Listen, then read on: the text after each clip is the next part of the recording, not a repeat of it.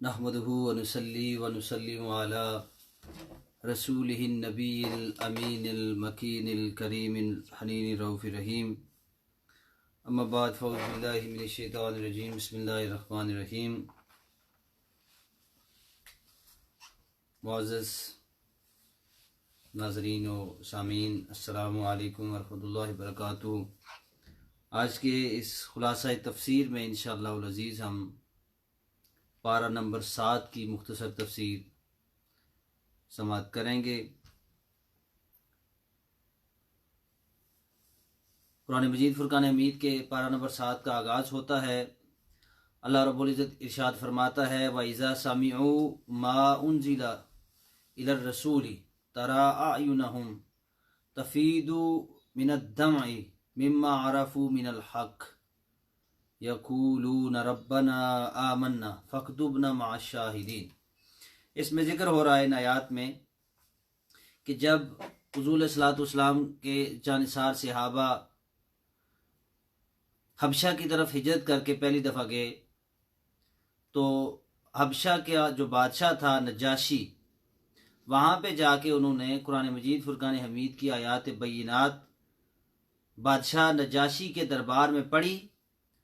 और जब नजाशी और उसके जो वज़रा और मुशरा वहाँ पे मौजूद थे, साहिब ईमान लोग, वो ईसाई मज़हब थे, तो जब उन्होंने रियलाइज़ किया कि वाक़यातन कुरान मजीद फुरकान हमीद हकीकत को बयान कर रहा है, ये तर्जमान हकीकत है और ये कलाम इलाही है, तो उनके दिल पसीज गए और उनकी आंखों में आंसू झलकने लगे।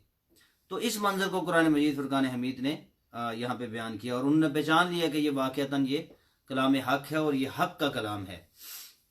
तो उन्होंने जो है वो इस्लाम की सदाकत की गवाही दी। तो उसका यहाँ पे जिक्र हो रहा है। उसके बाद ही फिर हम आगे चलते हैं। फिर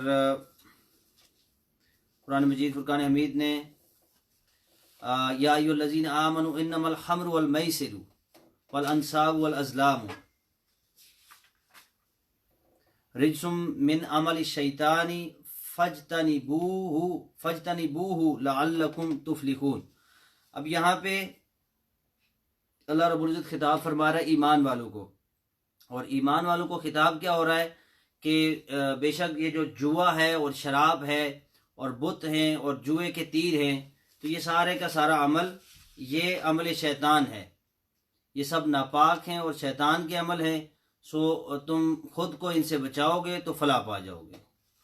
तो आप इस आयत में आप ये अंदाज़ा लगा लें कि शराब और जुए और बुतों की परस्तश, इन चीज़ों का यहाँ पे इनकी ममानत आई।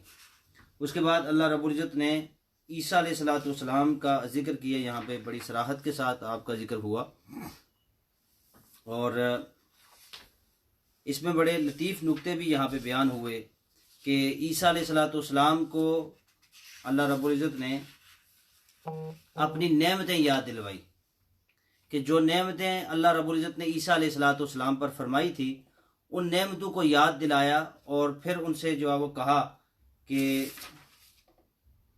उनसे पूछा कि तुम्हें ये जो नेमतें मैंने दी थी और मैंने तुम पर अपना इनाम किया था, उन इनामात को जिक्र करते हुए चंद एक को जो है वो जिक्र किया कि इनामात में क्या है कि रूहुल कुदस से मैंने तुम्हारी मदद की और पंगूड़े में कलाम किया। यानी ईसा अलैहिस्सलातु वस्सलाम अभी बच्चे थे, पंगूड़े में थे कि जब सईदा मरियम सलामुल्लाह अलैहा पर तोहमत लगी कि तुम ये बच्चा कहाँ से लेके आई हो, तो पंगूड़े में बैठे हुए एक छोटा नौज़ायदा बच्चा जो कि उर्फ़ आम में कलाम करने से आरी होता है, उसमें वो क़ुव्वत और ताकत नहीं होती, तो अल्लाह रब्बुल इज़्ज़त ने फरमाया कि मैंने पंगूड़े में तुम्हें बोलने की क़ुव्वत और जो है वो हिम्मत अता फरमाई, ये मेरा जो है वो एहसान था। और फिर ये बयान फरमाया कि किताब व हिकमत की तालीम दी, यानी तौरात और ज़बूर के इंजील के आप आलिम थे और इस तरह बहुत सी इल्म व हिकमत हमने आपको सिखाई। और फिर इसी तरह मौजज़ात का जिक्र हुआ कि ईसा अलैहिस्सलातु वस्सलाम को अल्लाह ने ये मौजज़ा अता किया हुआ था कि आप मट्टी से परिंदों को बनाते और फिर अल्लाह के हुक्म से उनको जो है वो आप फरमाते कि अल्लाह के हुक्म से उड़ो तो वो उड़ना शुरू कर देते।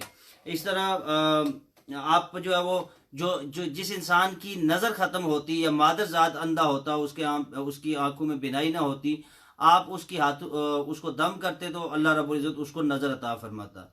जो इंसान कोड़ी यानी जुज़ाम का मरीज होता, जिसका पूरा जिस्म जो है वो ख़राब हो चुका होता है, तो ईसा अलैहिस्सलाम उस पर हाथ फेरते तो वो शिफा याब हो जाता। इसी तरह आप मुर्दू को कुम बिज़निल्लाह कहते हैं कि अल्लाह के हुक्म से खड़े हो जाओ, तो वो खड़े हो जाते।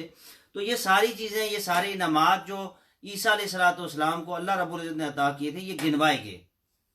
और फिर आखिर में इन आयात के आखिर में ये हुआ कि अल्लाह रब्बुल इज़्ज़त ने फरमाया कि फिर ईसा अलैहिस्सलाम से कहा जाएगा कि क्या आपने, यानी उनकी कौम को उनके सामने रखा जाएगा और पेश किया जाएगा, और उनको कहा जाएगा कि क्या तुमने इनको कहा था कि तुम इसको, यानी मुझे और अपनी वालदा के हवाले से कहा था कि तुम्हें और तुम्हारी वालदा को ये माबूद बना लें, उसकी पूजा करें, उनको खुदा बना लें तुम्हें।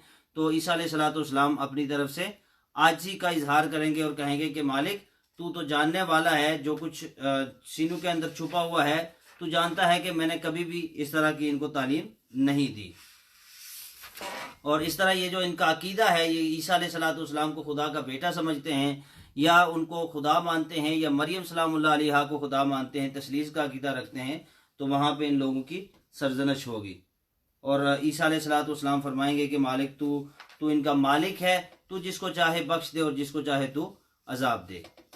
मैंने इनको कभी भी ये तकलीफ नहीं, इनको ये कभी भी तलकीन नहीं की और इनको तालीम नहीं दी।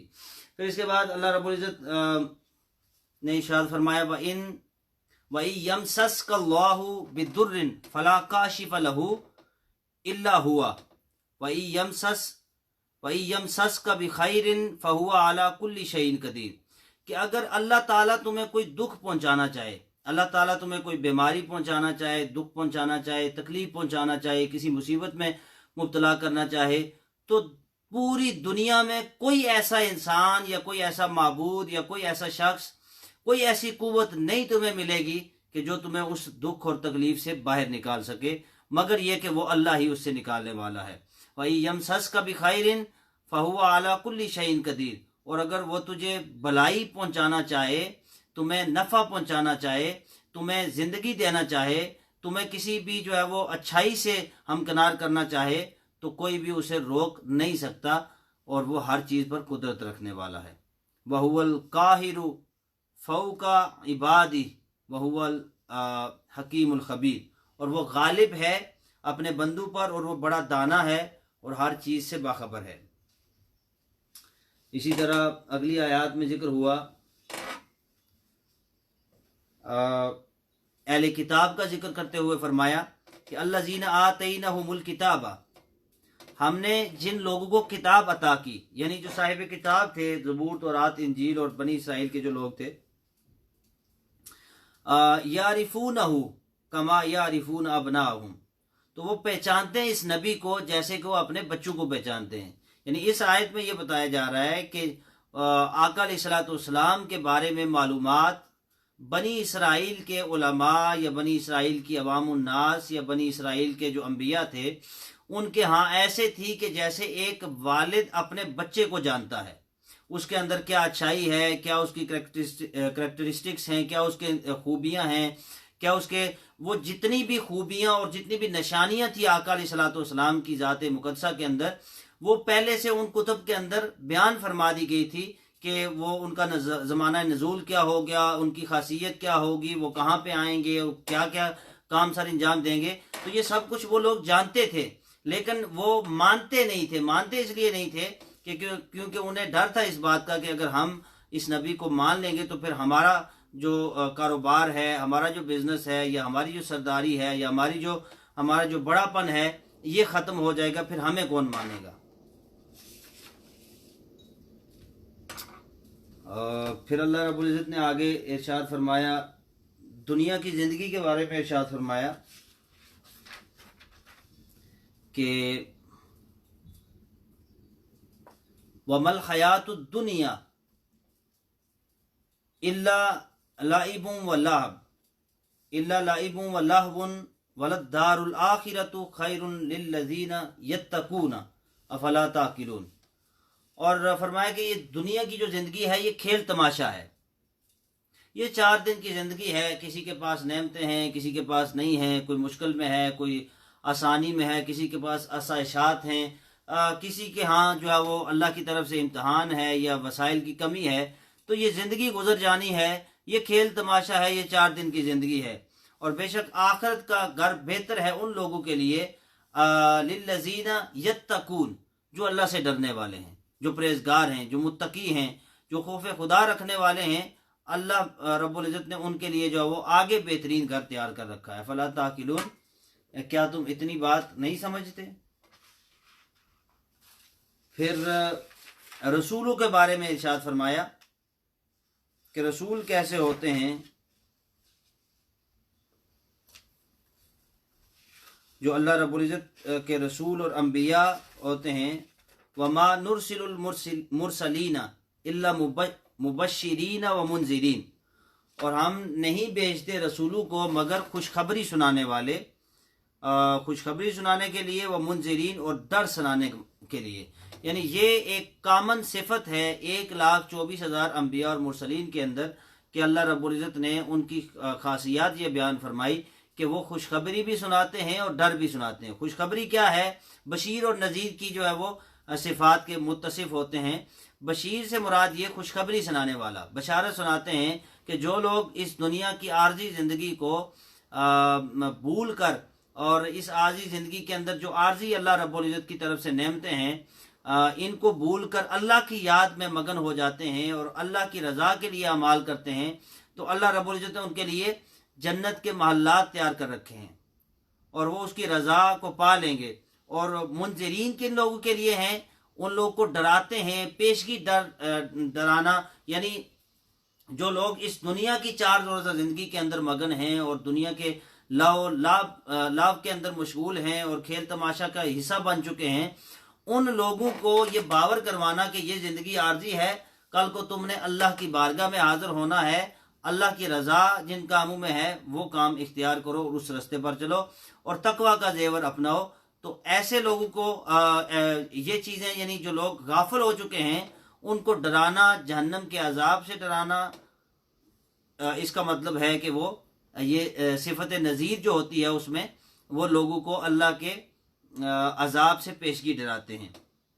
फमन आमन व अस्लहा फला खौफुन अलैहिम वला हुम यहज़नून, और जो ईमान लाए और अपने आप को संवार लिया तो उन पर कोई खौफ नहीं होगा और ना ही वो गमगीन होंगे। फिर आगे इरशाद फरमाया,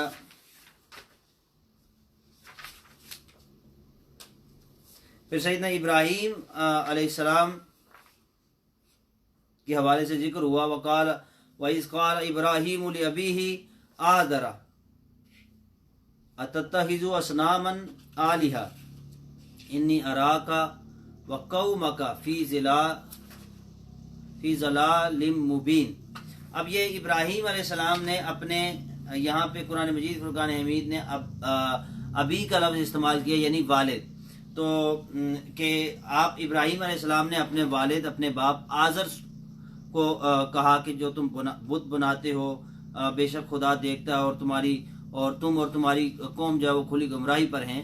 तो मुफस्सिरीन ने यहाँ पे बड़ी सराहत के साथ लिखा कि आज़र जो था ये सैयदना इब्राहीम अलैहिस्सलाम का वालिद नहीं था, बल्कि आपके वालिद का नाम तारख था, तारख खे के साथ। तो तारख चूँकि फौत हो चुके थे और ये इनकी जो परवरिश थी और तरबियत थी वो इनका जो चचा था आज़र उसने की थी। तो वो बुत तराश था और बुत फरोश था। तो सैयदना इब्राहीम अलैहिस्सलाम के नसब के अंदर या आपके वालिद को अगर आज़र मान लिया जाए तो उसका मतलब है कि ये हुज़ूर सल्लल्लाहु अलैहि वसल्लम की हदीस के साथ इसका जो है वो क्लैश आता है, क्योंकि हुज़ूर सल्लल्लाहु अलैहि वसल्लम ने खुद अपनी हदीस मुक़द्दसा में फरमाया कि आपने फरमाया कि इब्तदा से आखिर तक जो है वो मेरा जो नूर है या मेरा जो वजूद है ये पाक पुश्तू से पाक सुल्बू के अंदर आता रहा, पाक रहमू के अंदर आता रहा। तो इसमें मेरे यानी मेरी ज़ात मोहम्मद मुस्तफ़ा से लेकर जनाब आदम नबी अलैहिस्सलाम तक कोई फ़र्द बशर यानी मेरी माँ और मेरे बाप में से कोई एक भी ऐसा नहीं है कि जो मुशरिक हुआ हो। तो अगर हम इसको वालिद मान लें तो इसका मतलब है कि ये सैयदना इब्राहीम अलैहिस्सलाम के नसब पर जो है वो तान आता है और ये हुज़ूर सल्लल्लाहु अलैहि वसल्लम की हदीस के साथ इसका क्लैश होता है। इस तरह और इसमें बहुत सी चीज़ों का जिक्र हुआ। चूँकि वक्त हो गया अब कुरान मजीद की समाअत का। अल्लाह रब्बुल इज़्ज़त हमें कुरान मजीद फुरकान हमीद की आयात बयिनात को समझने और पढ़ने की तौफीक अता फरमाए। हाफ़िज़ साहब 7वां पारा तिलावत फरमाएंगे। तमाम माँ बाप मुमकिन हो तो कुरान पाक खोल के उसको आगे रख के समाअत किया करें। अल्लाह रब्बुल इज़्ज़त हम सब का हामी नासिर हो। जी हाफ़िज़ साहब आप शुरू करें। अस्सलामु अलैकुम।